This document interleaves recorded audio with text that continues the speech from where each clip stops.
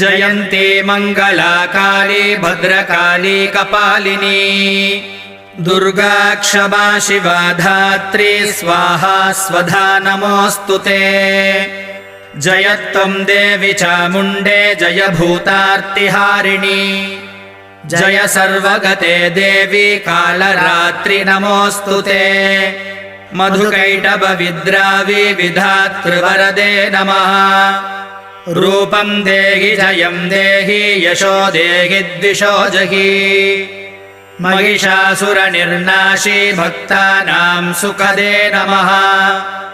रूपं देहि जयं देहि यशो देहि द्विषो जहि रक्तबीजवधे देवी चण्डमुण्डविनाशिनी रूपं देहि जयं देहि यशो देहि द्विषो जहि।